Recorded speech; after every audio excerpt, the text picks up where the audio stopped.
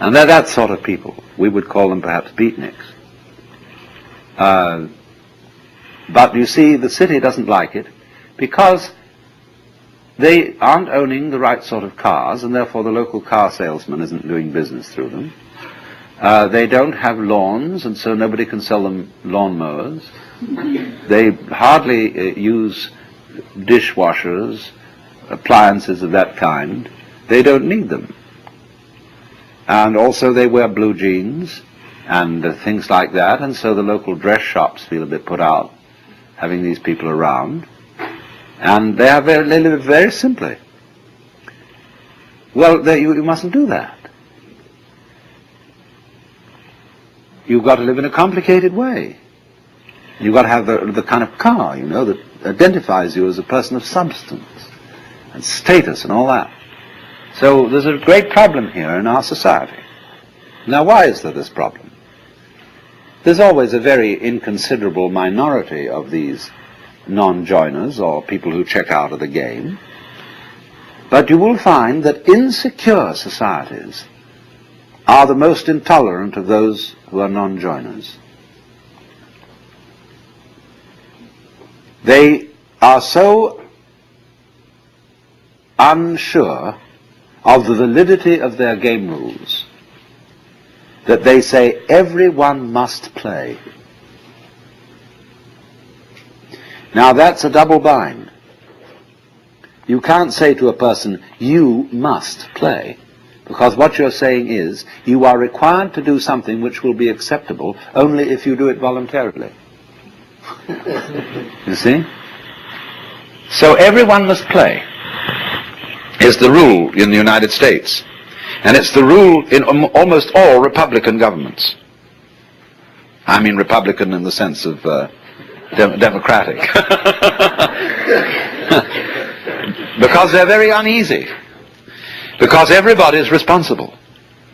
You mean you may try not to be and avoid it and say, oh, let the senators take care of it or the president.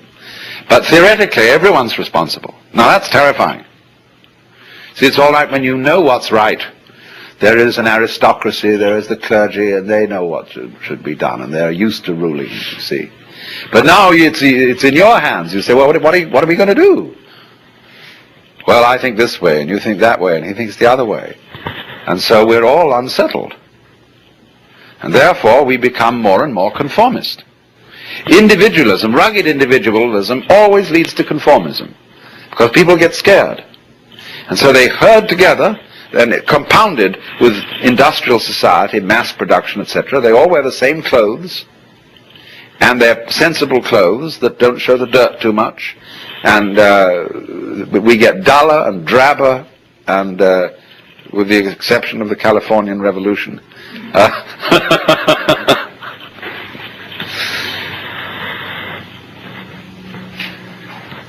So the reason for this is, in a way, that democracy as we have tried it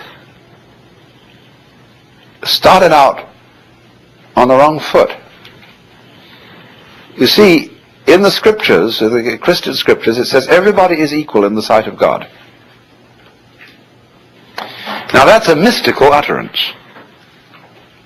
That means that from the standpoint of God, all people are divine and are playing their true function. And that is something that is true on a certain plane of consciousness. But come down a step and try to apply the mystical insight in the practical affairs of everyday life, and what do you get? You get a parody of mysticism. You get the idea not that everybody is equal in the sight of God, but that all people are equally inferior.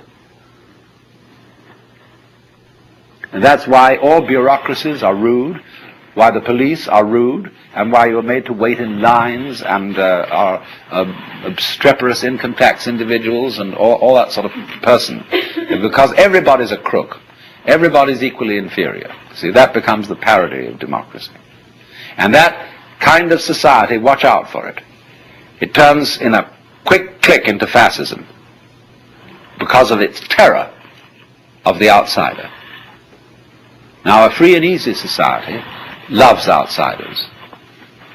In fact, it's a little bad for the outsider's integrity, because he becomes a holy man, see?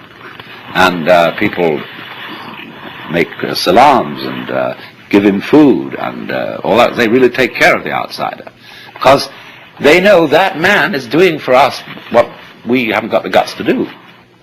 That outsider who lives up there in the mountain is at the highest peak of human evolution.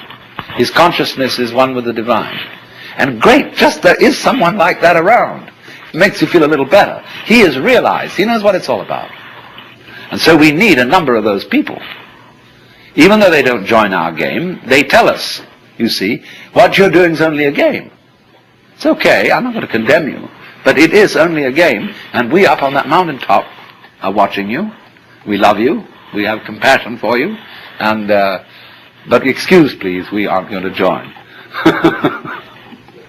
So that gives the community great strength, because it tells the government in no uncertain terms that there's something more than government.